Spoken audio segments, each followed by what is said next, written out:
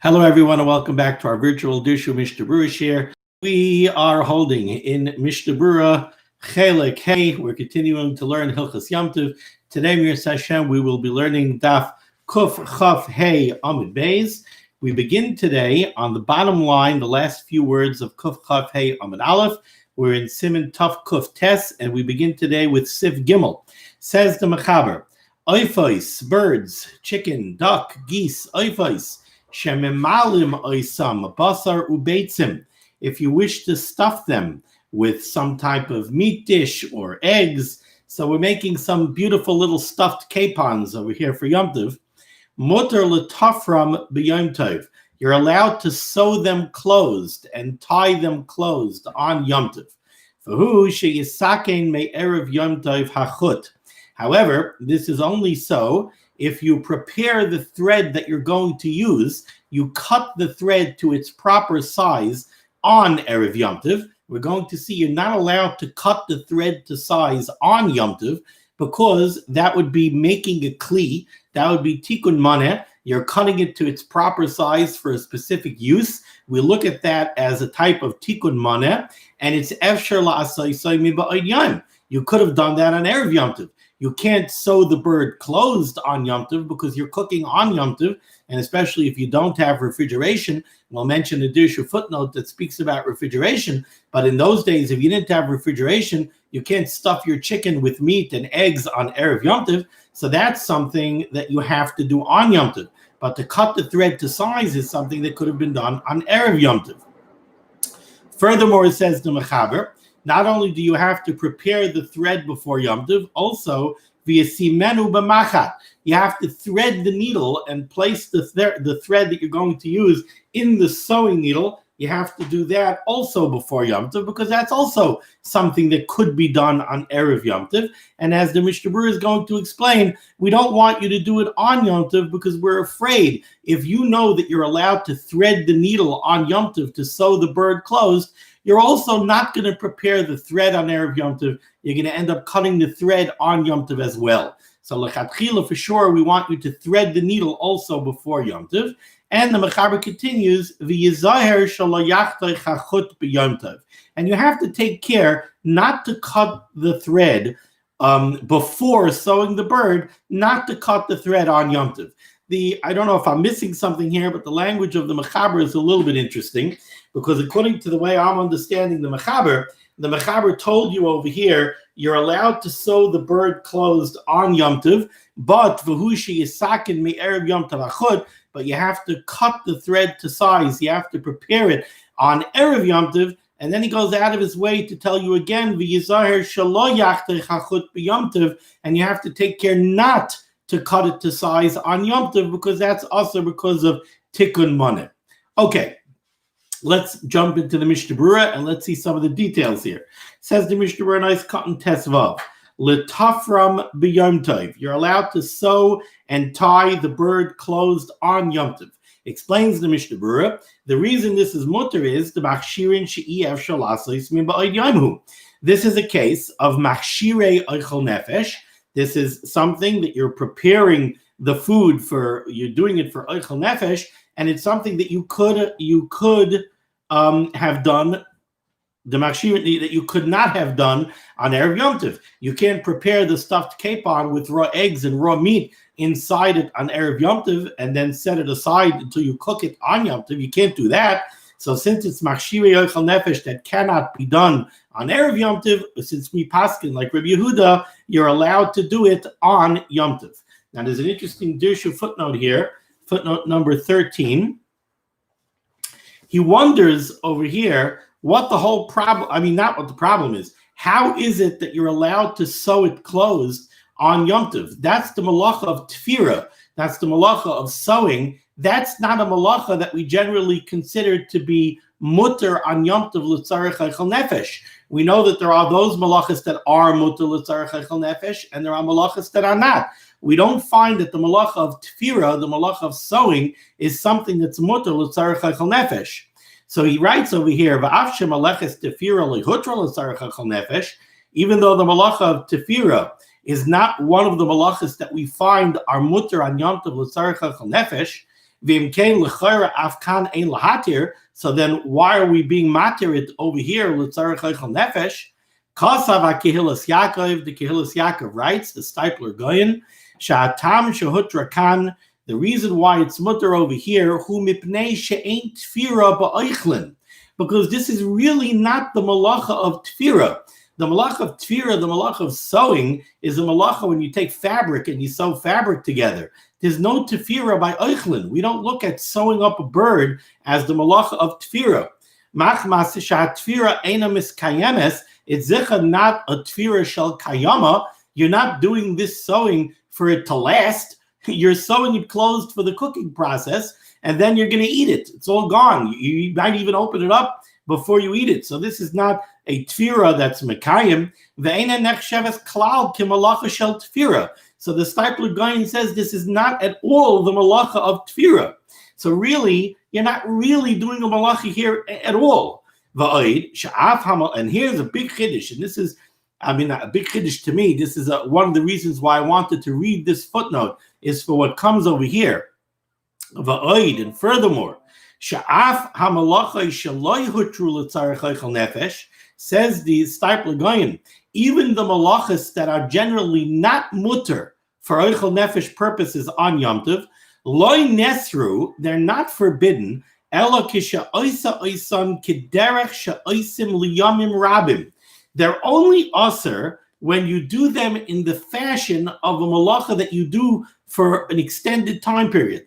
For example, we spoke earlier about the malacha of teichen, the malacha of grinding.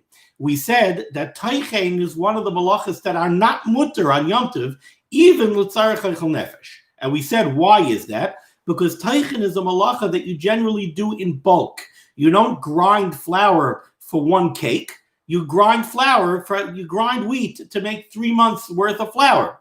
So you don't grind. I need a cup of flour. You don't take wheat and grind a cup of flour. So when you do grinding on Yom Tov, it looks like you're not doing something that's l'tzarech hayom. You're engaging in an activity that's usually done in bulk for a long time. So it doesn't seem to be something that's l'tzarech hayom, that's l'tzarech Yom Tov. And that's why it's not mutter. However, we did see that grinding spices, we said the dichas tfalin, grinding up spices, we saw is mutter on Yom Tov. It's teichen. Yeah, but you don't grind spices in bulk. In those days, they ground what they needed for right now. So since it was something that wasn't done in bulk, they will matter the grinding of spices on Yom Tov. So it sounds like the Stipler Gaon is saying over here as well, even though the malacha of tefira is something that generally is not mutter l'tzarech eichel nefesh, but that's only when you do something where it looks like it's not really l'tzarech hayom. But when you're doing the malacha in your home, not in a commercial setting, and it's very clear that you're doing it l'tzarech ha'achila, hutru kol hamalacha is l'tzarech eichel nefesh. Then all malacha is mutter l'tzarech eichel nefesh. So when you're doing the sewing of the bird, that's very clear. You're sewing closed a raw chicken. It's very clear that that's something which is l'tzarech hayom, it's l'tzarech Yom Tov, and it's l'tzarech eichel nefesh. And therefore the Stipler Gaon says it's mutter. Then if you skip a little bit down to the last paragraph of this footnote, he does mention in a case where you could just as easily sew the bird on Erev Yom Tov. For instance, nowadays, where if you want to make a nice stuffed veal, and you want to sew it closed, I don't even bother. But my mother used to sew the stuffed veal closed. If you do it on Erev Yom Tov, and put it in the refrigerator, so it won't be ruined, it would be proper to be machmir. Why should you hold off on doing it till Yom Tov? Rather do it on Yom Tov. So this is an interesting footnote over here that gives us a little bit of a greater understanding of what we saw by the malacha of teichen. That even though we saw in Siman Taf Tzadikei that teichen is a malacha that's not mutter l'tzarech eichel nefesh, yet the grinding of spices is. And we said then, why? because it's not something that you do in bulk. It's something that's clearly being done with tzarech hayom, with tzarech haichal nefesh. So too over here by tefira, when you're sewing the bird clothes, it's very clear that you're doing it with tzarech haichal nefesh, with tzarech hayom. And therefore, even though the malacha of teifer is not one of the malachas that we generally find that we're matir, l'tzarech haichal nefesh and l'tzarech hayom, over here it is mutter. Okay. Now we go weiter in the Mishnah Berurah, is cotton tezayin.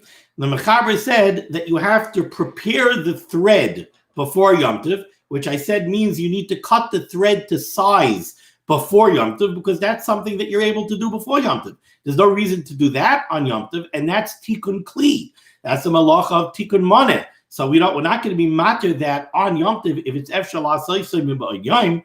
And then the Mechaber also said v'yisimenu b'machat, that you have to thread the needle before Yom Tov. Says the Mishnah Berurah is cotton tezayin. Ritzayna loymar, what the Mechaber wants to say is, mi'ba'yom, you have to make sure that you thread the needle before Yom Tov. Why? De'im yisimenu b'Yom Tov, because if you thread the needle on Yom Tov, gazrinon, we make a gzera, we don't want you to do that. Why? Shema yachtei chachut gamkein. Because if you're going to thread the needle on Yom Tov, you may also come to cut the thread to size on Yom Tov. V'zeh b'vadai osur. And to cut the thread to size, that the Mishnah Berurah says is certainly forbidden on Yom Tov. Because that's something that you could do mi'ba'ayom. Now, b'diavad, if you did not thread the needle before Yom Tov, also litnoi b'machat b'Yom Tov. You're not allowed to thread the needle on Yom Tov, unless you did thread the needle on Erev Yom Tov, and somehow the thread got pulled out of the needle on Yom Tov. Then if that happened, you're allowed to re-thread the needle on Yom Tov. Then we're not going to be geyser. You already threaded the needle on Yom Tov, so we assume you already cut the thread to size on Erev Yom Tov. Right? If you threaded the needle on Erev Yom Tov, we assume you already cut the thread to size on Erev Yom Tov. Now it got pulled out on Yom Tov, now you could put it back. But mitchila, if you never threaded the needle yet, we don't let you do it on Yom Tov, because if we do, we're afraid you're going to come to cut the thread to size on Yom Tov, and that's usher, because that's a malacha of tikkun maneh that you could have done before Yom Tov. Continues the Mishnah Berurah, he says, v'yachter chanishar achar tfirasai. However, you are allowed to cut off the remnants of the thread after you sewed the bird clothes. That you're allowed to cut off on Yom Tov ukidel, and like we're going to see shortly. Eis cotton Yud Zayin, the Mechaber said, v'yizayer shelo yachtei chachut b'Yom Tov. You should take care not to cut the thread to size on Yom Tov. Hainu kaidam atvira. Chavetz Chaim says what he means is you're not allowed to cut the thread to size before you sew the bird closed. To cut the thread to size. Tikkun keli, because that would be considered an act of creating a keli on Yom Tov, and that's certainly usher. But if you want to cut the thread after you finish sewing the bird closed, you have a piece hanging off that's extra, that you're allowed to cut. Because that's again something you couldn't cut off the remainder before Yom Tov. You didn't yet sew the bird closed, and that's also not making a keli. The keli is already made. You can't call it tikkun maneh. You already used the thread to sew the bird closed. It's already fulfilling its purpose. So you can't say that by cutting off the remnant you're making a keli. So to cut off what's left on Yom Tov, that you're allowed to do. Now says the Ramah, the second line down from the top, Hagah, v'chein nagu, and the custom is lisroi fachut hanishar ba'oif, to burn off the remainder of the thread that's on the bird, la'acher shetafru by, after you have completed sewing the bird closed. Says the Mishnah Berurah is cutting Yud Ches, v'chein nagu lisroi fachut, the custom is to burn off the rest of the thread. Pirush, the explanation of this is the remnants of the thread that are hanging off the bird after you sewed it, mutter af lachtoich. We just said that really it's mutter even to cut that thread off. Because that's something that you could not have done on Erev Yom Tov. But the Ramah tells you the minig is to burn it off. You're allowed to burn it off and indeed to cut it off after you already sewed the bird closed. However, it says the Chavetz Chaim, before you sew the bird closed, you're not even allowed to burn off a piece of the thread. Let's say you did not yet sew your stuffed veal closed. And you remember the halacha from the Dirshu shir that you're not allowed to cut a piece of thread to size in order to do it on Yom Tov because that's tikkun keli. But I remember there was a Ramah, something about burning off a piece of thread. Don't think you're allowed to burn off a piece of thread in order to cut a piece of thread to size to sew it closed. But that you're not allowed to do. That's tikkun maneh, the same way as cutting the thread to size. You're only allowed to do this burning off the rest of the thread after you already sewed the bird closed. Then you're allowed to cut it off, and you're also allowed to burn it off. But you're not allowed to burn it off beforehand. Now we go to Siv Daled. Says the Mechaber, Mutter lachtoich b'Yom Tov. You're allowed to cut on Yom Tov eged gedoyim if you have a couple of young kids, couple of young goats that are tied together. And now you want to cut them apart. Va'oifais mikulasim, or you have roasted birds. So let's say you're making a nice barbecue chicken on a spit. And when you take the chicken and you put it on the spit, if you don't tie the pulkalach together and the wings together, so the whole bird hangs apart and then pieces start falling off during the roasting process. So you've got to tie the bird closed on the spit. And now you roasted it, now you want to cut it open. So it says the Mechaber, Mutter lachtich b'Yom eged gedoyim va'oifes mikulasim. You're allowed to tie it apart. V'chutim tefurim, or if you have your stuffed veal and you sewed it closed, now it's all nice and roasted, you want to eat it, you're allowed to cut it open. V'chein yichaylim lisraif psila oismartut. Similarly, you're allowed to burn the threads or a rag, a shmata, shekashrim by ha'oif, that you used to tie up a chicken. Says the Mishnah Berurah is cut and chaf. Lachtoich b'Yom Tov eged. You're allowed to go ahead and cut open the threads that bind the kids together or that binds the chicken closed on the spit. The Mechaber is telling you this because in Siv Gimel, he told you that you should be careful not to cut the thread that you're going to use to sew the stuffed veal closed. You should make sure not to cut it on Yom Tov. So now he's telling you, even though I told you that in Siv Gimel, Hainu Koydem Atvira.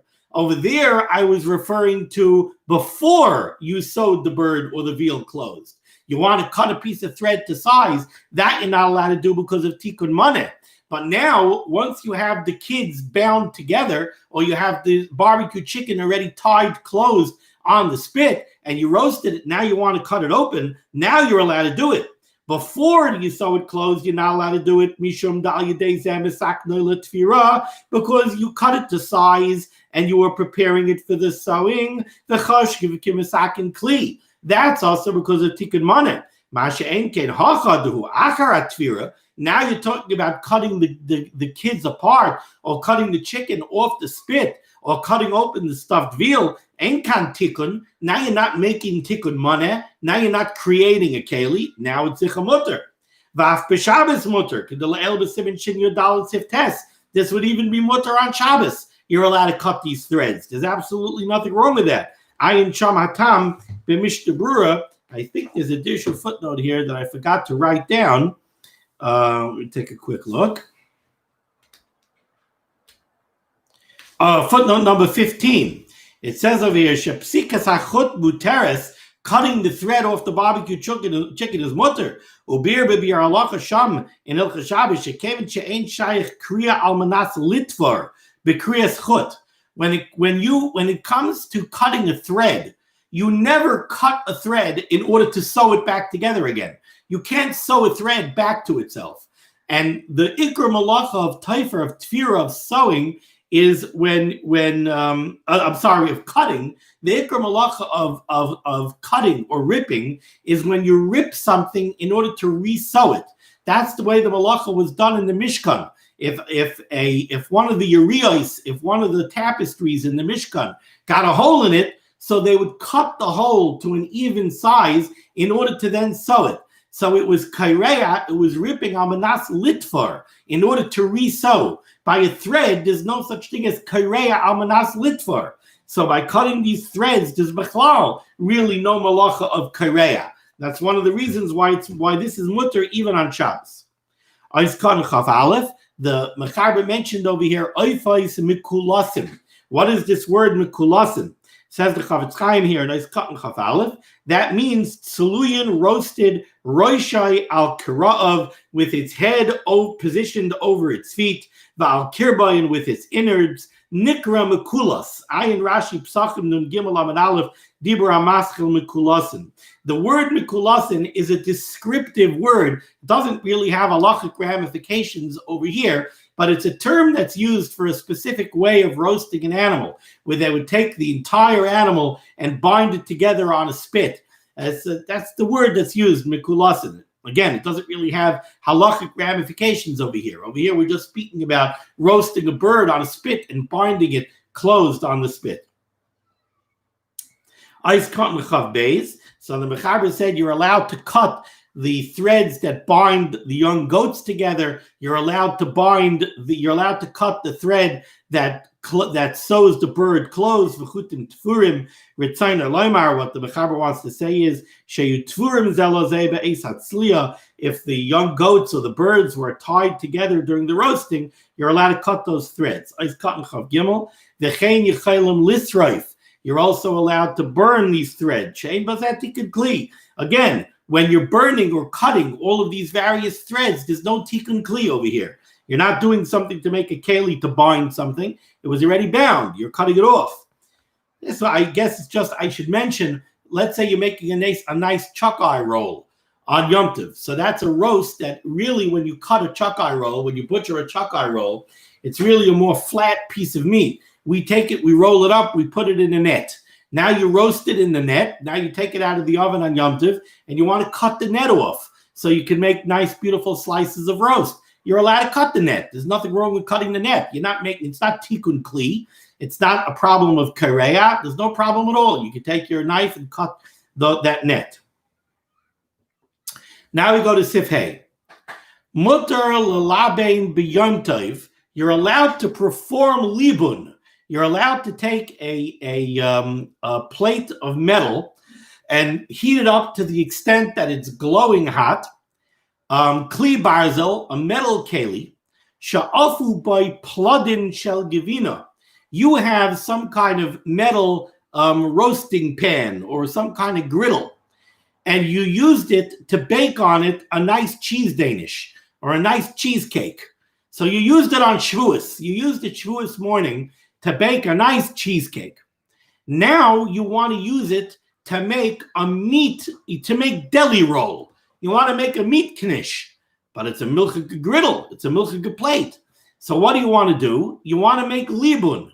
Now for this, you don't need libun chamor. For this, the halacha is that you only need libun kal.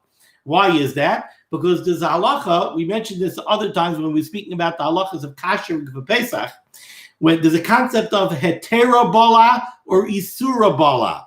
The keli that you want to kasher, what is absorbed in it? Are the tastes that are absorbed in it, are they forbidden tastes, like basar v'chalav? If you have a keli that was baileya, tam of basar v'chalav, that's isura bala. It was baileya, forbidden taste. If you want to kasher that keli, you need libun chamor. Libun chamor is you need to heat it up to the extent that sparks are flying off of it. That's libun chamor. But in our case over here, you have a griddle that you use to bake a cheese Danish. That's hetera bala. That cheese from the cheese Danish was mutter. It was completely permissible. So if you want to remove a tam, which is a tam heter, then you only need libun kal. Libun kal is you have to heat it up to the extent where if you would take a piece of straw or a tissue paper or a paper towel and you would touch it to the surface of the keli, it would become singed. That's libun kal. So what's the case over here? The case over here is you have this griddle. You used it to make a cheesecake on Shavuos. Now you want to go ahead and you want to kasher it so you can make deli roll. All right, it's HaTorah, but it needs libun. But the libun that it needs is libun kal. The Mechaber is telling us over here, you're allowed to do that. You're allowed to do this libun kal on Yom Tov so that you could use the keli that you used for the cheesecake. Now you want to use it for the deli roll. You're allowed to do this limud kal. Okay, so let's just read the words of the Mechaber again. Mutter lalabin b'yom tov kli barzel she'afu by plodin shel gevina. You're allowed to perform libun kal on a metal keli that you used to bake a cheesecake. Va'achar libun, and after you perform the libun kal, yoifu by pastida shel basar. You can now use it to bake a meat pastry like a deli roll. All right, caveat, says the Mechaber, v'hu, but this is only true when you do the libun, yitnu oisai al hamaychel miyad. You're going to do the libun, and then immediately after heating up the keli for the libun purposes, you're immediately going to use it to bake the deli roll. Not that you're going to do the libun, then let the keli cool off, and then 2 hours later make the deli roll. No, you have to heat up the keli to do the libun, and then immediately after the libun, use it when it's hot to bake the deli roll. That's when it's mutter. We'll stop over here for a second. Now let's go into the Mishnah Berurah and see some of the details here. Ois cotton chav daled. Pastido shel basar. You want to make a meat pastry, like a deli roll. Explains the Mishnah Berurah, to kevon de HaTorah bala, as I explained to you, over here, the only reason you're kashering this keli is because you want to switch it from milchiks to fleishiks. But the cheesecake that you made was mutter. So the tam that you're trying to get rid of from this keli is tam heter. Says the Chavetz Chaim, the kevon de HaTorah bala, since this keli absorbed mutter tam, ain't tzarech libun gomor, you don't need libun gomor, shetisarev klipasa, which is the kind of libun that we say burns off the outer surface of the keli. Elasagi belibun ksas. You only need libun kal over here. Achakash nisraf alav mibachutz, which is to the degree that if you would touch the keli with a piece of straw, the piece of straw would burn. Lefikach mutter. Since the libun that you're doing over here is a libun kal, that's why you're allowed to do this on Yom Tov. So far, the Chavetz Chaim is identifying for me over here precisely what the Mechaber is telling you. The Mechaber is telling you you are allowed to perform libun kal on Yom Tov if you're going to heat up the keli for libun kal and then immediately use it for your mutter dika baking purposes on Yom Tov. Now the Mishnah Berurah is going to explain why this is so. Says the Chavetz Chaim, the belibun kazeh, because when you perform a libun kal, ein nira k'mesakin kli. You see, the problem of performing libun gomor on Yom Tov is that nobody heats up a keli to the degree of libun gomor because he needs such a hot keli for his roasting on Yom Tov. So what are you doing? Everybody realizes you're repairing a keli. You have a keli that was ruined because it was Baleya Tam Isser. It was Baleya Basar V'cholav. So now you want to kasher the keli, so you're doing libun gomor. Oh, that's tikkun moneh. Oh, that was not going to be matir on Yom Tov. But libun kal is not that way. When you do libun kal because you want to kasher a keli because it was HaTorah bala, because you used it for a perfectly mutter dika cheesecake, libun kal is not obvious that you're doing tikkun moneh. Maybe you're just heating up your griddle because you want to do it for mutter dika cooking on Yom Tov. So no problem. We don't see that you're doing tikkun moneh. We just see that you're heating up your griddle in order to use it for baking. Okay, you're allowed to do that on Yom Tov. But if you have a keli that's treif, because it was isura bala, it was baleya tam nevela, or it was baleya tam basar b'cholav, shetzarach libun gomor. So now you would have to perform libun gomor in order to kasher it, which is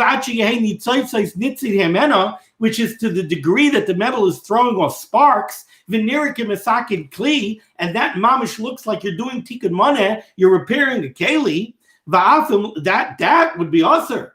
And not only would that be usher on Yom Tov, says the Chavetz Chaim, V'afim loy haya efshel loy lalabe me erev Yom Tov. That would be aser on Yom Tov, even if it's efshel la'asay mi ba'od yoim. Kigoin, for example, shenitrafu b'Yom Tov gufa. Let's say you have your griddle, and your griddle was bailei abasa b'chalav on Yom Tov. So now you couldn't possibly kasher it before Yom Tov. It just became treif on Yom Tov. So now it's efshel la'asay mi ba'od yoim. Am I allowed to do it on Yom Tov? It's machshirei ochel nefesh. And it's efshel la'asay mi ba'od yoim. Am I allowed to do it on Yom Tov? No. Gam kein aser mitam zeh. That would still be aser. And you know why it's aser? It's aser because that's tikkun maneh. It's like you're making a new keli. You have a keli right now that's completely unusable. It's basar b'chalav. It's completely treif. Now by kashering it, you're making a new keli. Making a new keli on Yom Tov is aser, even according to Rabbi Yehuda. Even though Rabbi Yehuda says machshirei ochel nefesh she'ef shel asayisay ba'od yoim are mutter on Yom Tov, not if you're making a new keli, and this constitutes making a new keli. So if you need libun gamor because your keli was beilea isura like the veal or basar b'chalav, you're not allowed to do libun gamor on Yom Tov, even if it became treif on Yom Tov and it was ef shel asayisay ba'od yoim. However, the Chavetz Chaim does say, "V'yesh be'achronim shemekilim kishe'ef shaloi lalabin me'erev Yom Tov." However, he says you should know there are those achronim, and primarily he brings down here in the Sharitzia in the Magen Avram, and I believe that the Shulchan Aruch Harav also paskins this way. There are those achronim that are mekel in a case where it was ef shel asayis miba'od yom. If it wasn't possible to do the Liban Gomer before Yom Tov, for instance, it became treif on Yom Tov, then there are achronim that are matter you to do it on Yom Tov. However, certainly you cannot publicize this psak. Certainly you can't paskin that for somebody else, even if you yourself will do it. Which is a concept that we saw at the outset of this Siman in the Ramah and Sif Aleph. Okay, now we go to Ois Katan Chav Hey.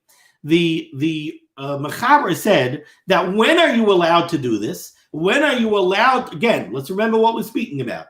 The Mechaber said you're allowed to do libun kal on Yom Tov.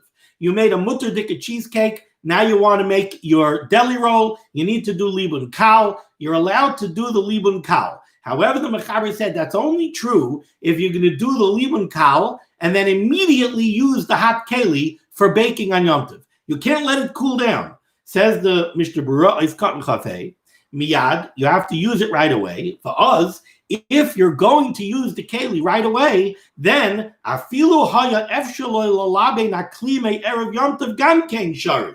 Very interesting. Says the Chavetz Chaim. Let's say you used this griddle to make a cheesecake on Shavuos.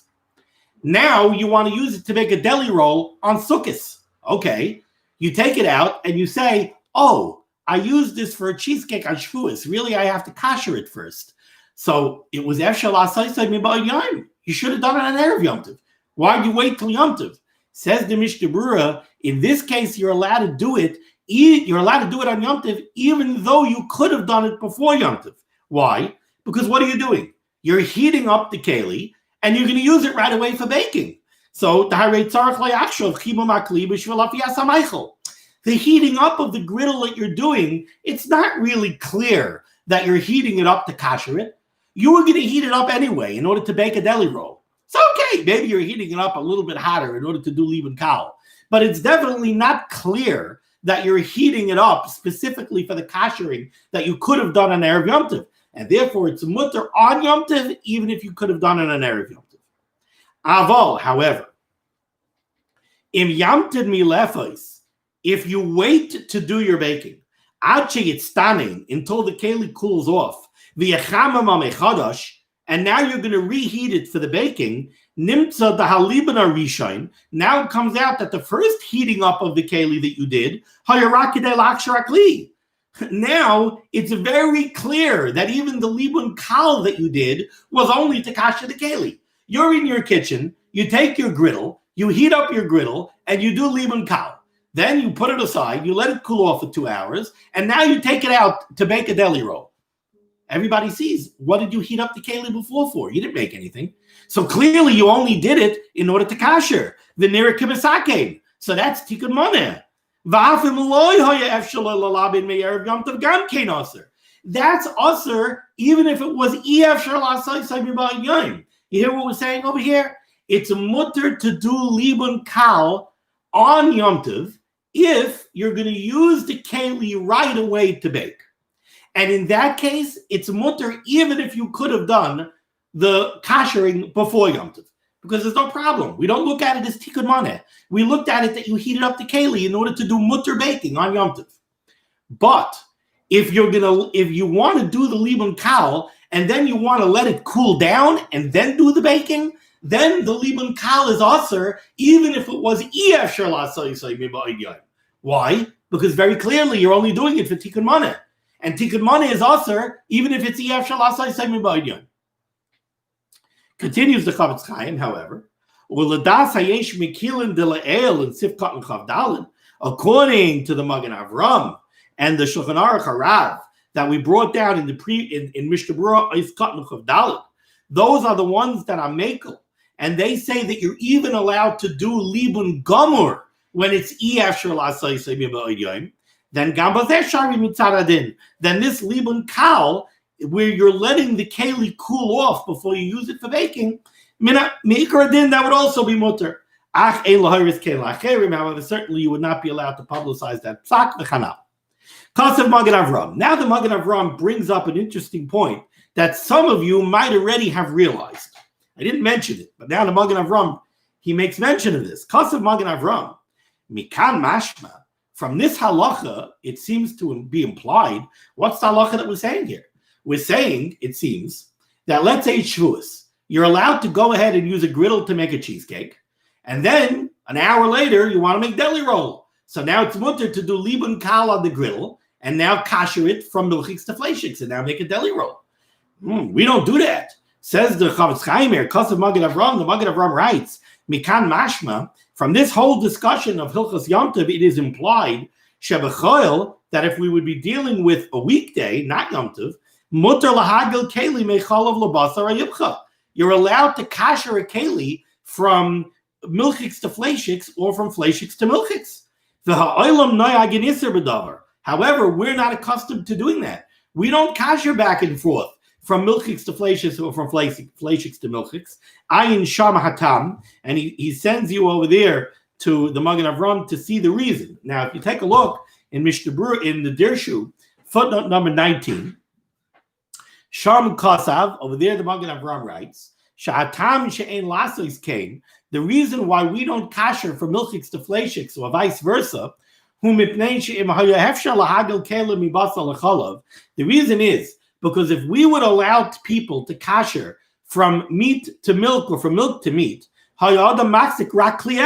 guess what? People wouldn't have milchige dishes and fleishige dishes, milchige pots and fleishige pots. That would have one pot, and they would keep on making hagala from milchiks to fleishiks, from fleishiks to milchiks. And then mistakes are going to happen. People would say, oh, what did I use the pot for last time? Oh, I don't remember. I think it was fleishiks. They're going to make mistakes. Now, there is an exception to this, and that is that when we're kashering for Pesach, you're allowed to kasher from milchiks to fleishiks or from fleishiks to milchiks. So if you have an oven, a self-cleaning oven, and you use it for fleishiks all year round, but for some reason you decide that on Pesach you want to use it for milchiks. But now you're not kashering it from fleishiks to milchiks. You're kashering it from chametz to Pesach. Okay, once you kashered it from chametz to Pesach, now you could decide that you want to use it for milchiks instead of fleishiks. But the kasher back and forth from milchiks to fleishiks we don't do. Continues the Chavetz Chaim. The Pri Megadim writes, that the minig is, if you're going to kasher from fleishiks to milchiks, or milchiks to fleishiks, first we make it treif. Where he talks about kashering for Pesach. Okay. Continues the Mechaber. The Mechaber says, right by, you see where the Ois Katla Chaf Hey is for the Mishnah Berurah, that's before the word miyad. Then the Mechaber says, if the keli that you want to kasher is isura bala, if it has tam of treif, of nevela, or let's say basa b'chalav absorbed in it, then asar lalabnai, then you're not allowed to perform libun on Yom Tov, because like we explained, then you would need libun gomer. And if you're going to make libun gomer, if you're going to perform libun gomer, then that is tikkun kli, that's tikkun maneh, and that's asar. And according to most achrayim, even if it's ef shalas yoim, and that's asar, says the Mechaber, afilu le'efos dvar heter, even if you now want to do mutter dika baking on Yom Tov. Says the Ramah Haggah, v'hu adin da asar lahagil keli b'Yom Tov. You're also not allowed to perform hagala on Yom Tov. Hagala is when you have, let's say, a tray for fork and you want to throw it into boiling water. You're not allowed to perform hagala on Yom Tov either, because again, that would be tikkun maneh. Says the Mishnah Berurah, Chavav da'azal lahagil keli b'Yom Tov. We don't perform hagala on Yom Tov. Afilu im roitza lehishtamish b'hakli achakach l'tzarek Yom Tov. Even if it's a keli that you need for your Yom Tov preparations. So you have a serving fork that you need. So you want to go ahead, you want to make hagala on it on Yom Tov. You're not allowed to do it. Debishol mei hagala, because how are you going to do hagala? You have to boil up water. Why are you boiling up that water? What right do you have to boil up that water? You're not boiling that water l'tzarech chaychal nefesh. You're allowed to boil water for a coffee, but you're not allowed to boil water to do hagala.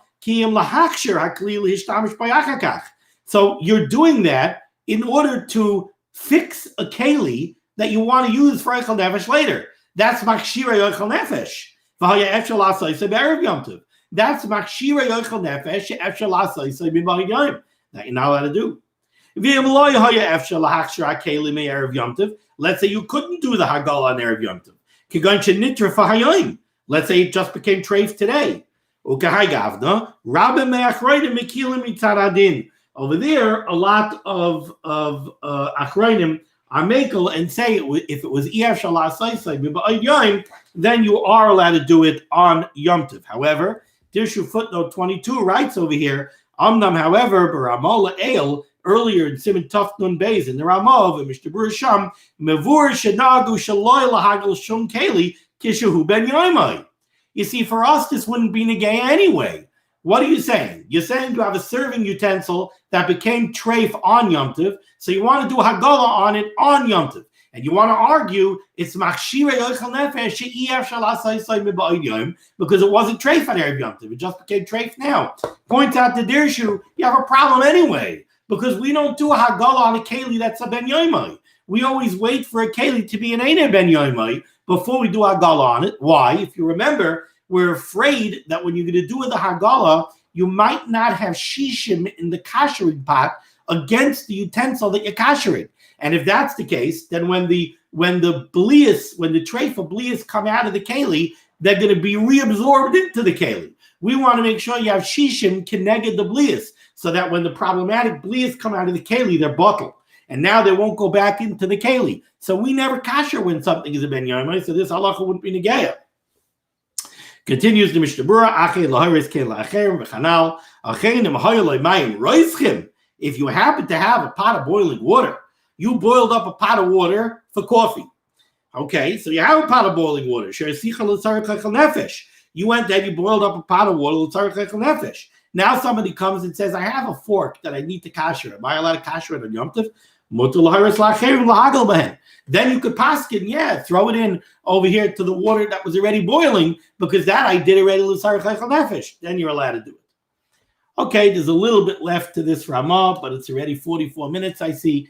So we'll stop over here at the word umutter. We'll continue with that Mirza Hashem tomorrow. The schos of limud HaTorah should stand ganz Klal Yisrael in good stead. The Rebbeinu Shalom should be megan on ganz Klal Yisrael. The Rebbeinu Shalom should protect everyone. The Rebbeinu Shalom should send Yeshuas, Refuas, and Parnasa to all those in need. Everyone should have a ksiva, a chsima, a taiva, good gebenched yar. We should already certainly be thinking about the Yom Adin and tshuva and ma'asim taiva. Be well.